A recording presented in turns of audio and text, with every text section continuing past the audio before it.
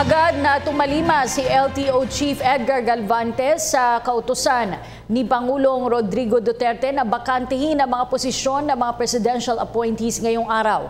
Matatanda ang kabilang ang LTO sa mga ahensyang pinupuntirya ng Pangulo dahil sa umano'y talamak na korupsyon doon.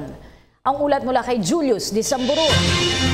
Sa deklarasyon ni Pangulong Rodrigo Duterte, simula ngayong Lunes ay dapat nang bakantihin ng mga presidential appointee ang kanilang posisyon. Partikular na tinukoy ng Pangulo ang Land Transportation Office at Land Transportation Franchising and Regulatory Board. Ang dahilan, patuloy na napapaulat na korupsyon. Dahil sa kautosang ito, nagpahayag ng kahandaang tumalima o sumunod si LTO Chief Edgar Galvante. Sa panayam, sinabi ni Galvante na hindi na daw siya makikiusap at malugod na lang natatanggapin ang kautosan, lalo't sakali man daw na fail o hindi niya nagawa ang ipinag-uutos sa kanya ng Pangulo. Sa kabila nito ay ipinagpatuloy pa din ni Galvante ang kanyang palagiang trabaho, puwera na lang sa pagpirma sa ilang dokumento.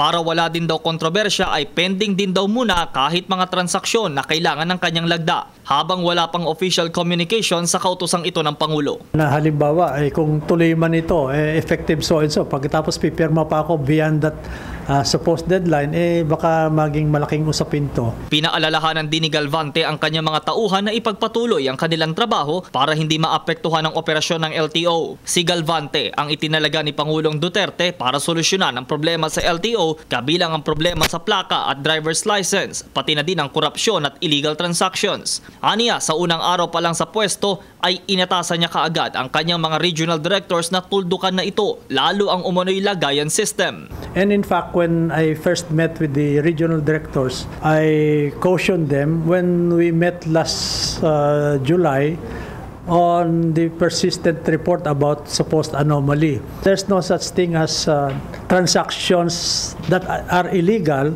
that should be tolerated. There will be sanctions. Nauna na ding sinabi ng Department of Transportation na susuportahan nila ang kautusan ng punong ehekutibo. Mananatiling committed ang Duterte administration na tuparin ang pangako nito sa mga Pilipino na pagbabago at magkaroon ng isang malinis na gobyerno. Para sa PTV News, Julius de Samburon. Ako po si Cathy San Gabriel. Subscribe na sa PTV YouTube channel.